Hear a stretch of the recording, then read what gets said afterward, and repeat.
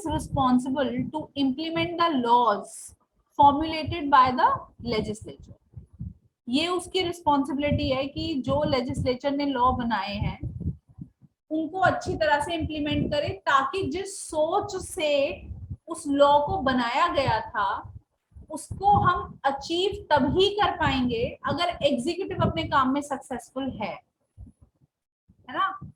सोचते तो हम बहुत कुछ हैं, लेकिन ग्राउंड लेवल पे अगर वो इम्प्लीमेंट नहीं हुआ तो आइडिया वर्थवाइल ही क्या रहा फिर, right. So executive plays that important role here.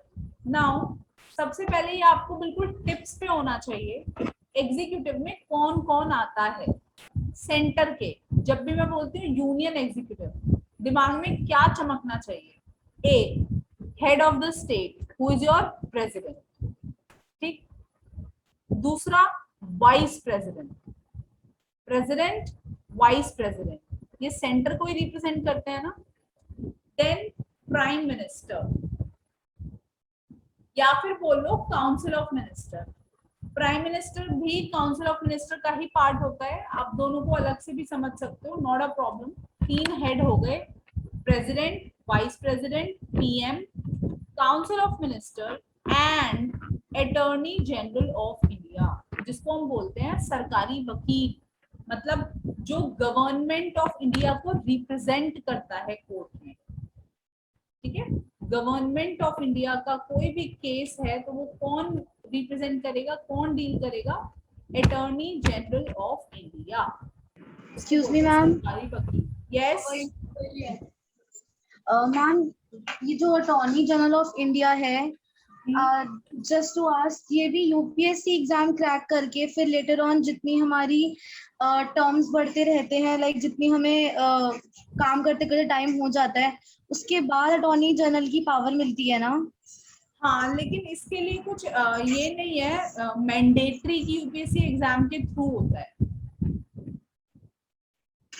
Okay ma'am. Government अपनी मर्जी से अपॉइंट करता है। पढ़ेंगे हम, इसको भी पढ़ेंगे कि वो कहाँ से आता है attorney general.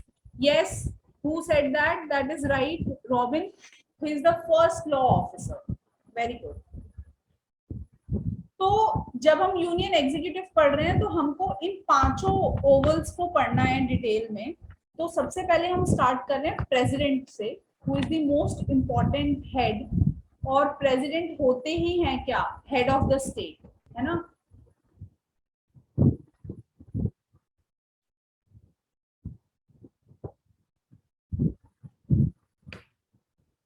No, first citizen is president. Union executive, देखिए, these are the 5 bullet points that you must know. President, Vice President, PM, Council of Minister, Attorney General of India. अब देखना, आर्टिकल 51 तक पढ़ के आए हो ना, पार्ट 4 DPSPs फ्रॉम 36 to 51। तो पार्ट 5 कौन से आर्टिकल से स्टार्ट होगा? 52 से, ठीक है ना, इजी। अब सबसे पहले इतना सिंपल है, 52 क्या बोलेगा कि सबसे पहले तो हर टाइम इस देश का एक प्रेसिडेंट होना चाहिए। There shall be a president. बिना प्रेसिडेंट के कोई भी डिसीजन नहीं लिया जा सकता, एक प्रेसिडेंट होना चाहिए, ठीक, सिंपल। उसके बाद article 53 reads what? Next article बात कर रहा है, देखिए, कैन यू टेल मी, यहाँ पर जो आप लिस्ट देख रहे हो इसमें से एग्जीक्यूटिव कौन है? मतलब एग्जीक्यूटिव तो ये सभी हैं, हम यूनियन एग्जीक्यूटिव भी पढ़ रहे हैं, पर जब पार्लियामेंट से लॉ बन के आता है, who is it who takes the foremost responsibility of implementing the law?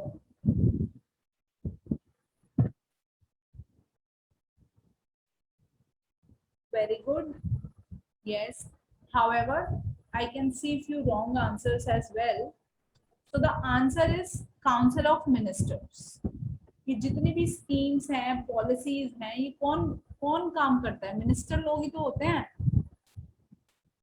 Prime minister is also a part of COM, लेकिन PM alone is not COM, right? It is the Council of Minister.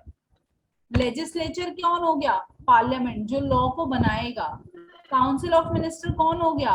Executive, जो उस law को implement करेगा। लेकिन वो law क्या सिर्फ COM के कहने से इम्प्लीमेंट हो जाता है? No, unless and until the president gives his assent to it, the law will not become the act, I mean it will not be a law, right?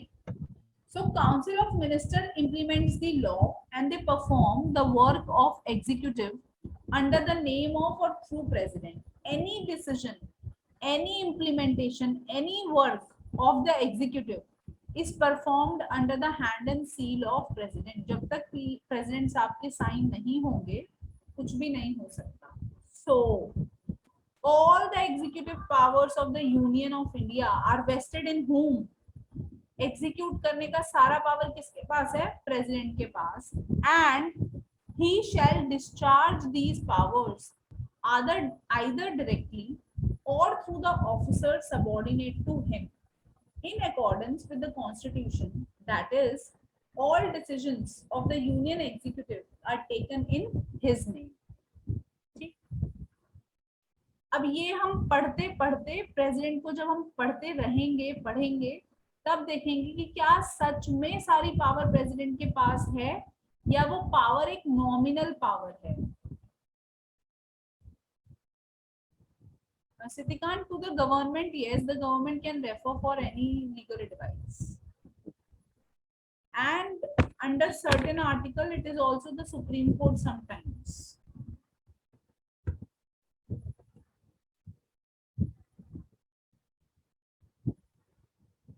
So some few points about president, that yes, he is the executive head of the union. He is the highest constitutional functionary of India. He is the first citizen of India, है ना? पहले citizen जो हैं वो कौन है? president है. जैसे यूएस के केस में आप फर्स्ट लेडी ना सब देखते हो, first citizen. And the executive powers are vested in the president are to be exercised on the advice of the council of ministers, right?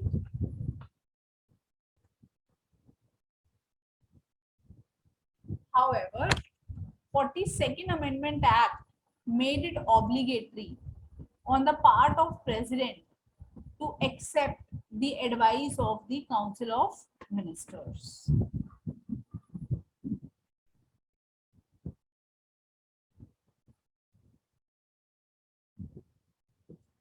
अब देखना, जब हम कह रहे हैं,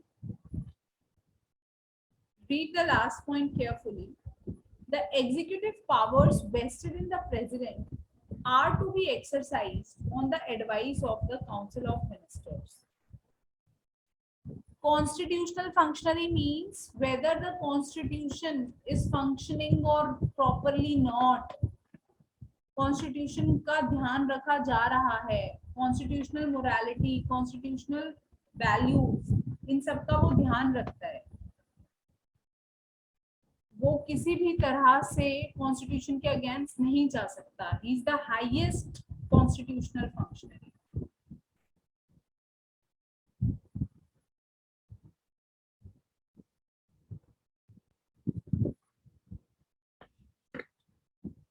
Mayank, judiciary is for the interpretation and judiciary is also there ना.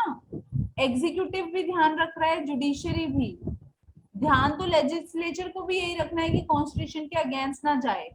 पर अगर ये जा रहे हैं तो सबको पावर मिली है that they can act as a check and a balance on the other, ताकि वो दूसरे ऑर्गन को थोड़ा कंट्रोल में रख पाए और कोई भी ऑर्गन कभी भी ऑल पावरफुल ना बन जाए.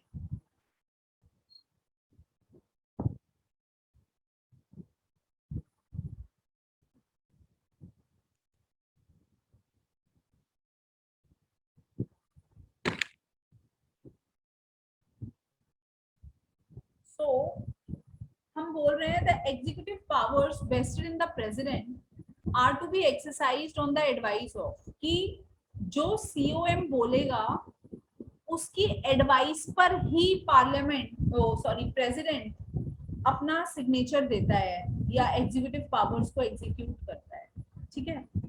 अब जो 42nd अमेंडमेंट एक्ट था उसने क्या बोल दिया कि प्रेसिडेंट को जो सीओएम की एडवाइस है, अब देखो एडवाइस वर्ड ही ऐसा है कि वो डुअल नेचर का है। आपको कोई एडवाइस देता है मुफ्त की, आपकी मर्जी है, आप उसको मानो या ना मानो, है ना। तो इसको लेकर कंफ्यूजन था कि प्रेसिडेंट को सीओएम के एडवाइस को एक्सेप्ट करना है, is he bound to accept the advice और he has a free hand to go against the advice of the COM। तो 42nd अमेंडमेंट एक्ट सबको ध्यान रहता है, Indira Gandhi government mini constitution, तो वो तो क्या ही बोलेंगे प्रेसिडेंट को, क्योंकि 42nd अमेंडमेंट एक्ट आप बताओ कौन से ऑर्गन को सबसे ज्यादा स्ट्रॉन्ग बनाने की कोशिश करेगा।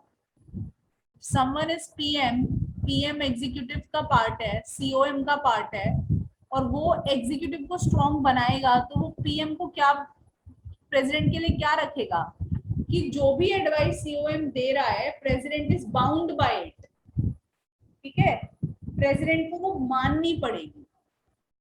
अब एक बात बताओ, अगर प्रेसिडेंट को माननी ही पड़ेगी तो प्रेसिडेंट की से का कोई भी मायने रहा? जब प्रेसिडेंट को सीओएम की बात ही माननी है और प्रेसिडेंट को मान लेते हैं there is a clash of opinion, president को नहीं लगता कि मुझे ये लॉ साइन करना है, लेकिन आप कह रहे हो कि हमने कॉन्स्टिट्यूशन में लिखा है प्रेसिडेंट को मानना ही पड़ेगा, तो क्या प्रेसिडेंट पावरफुल रहे? ये सही बात हुई प्रेसिडेंट के साथ? नहीं ना।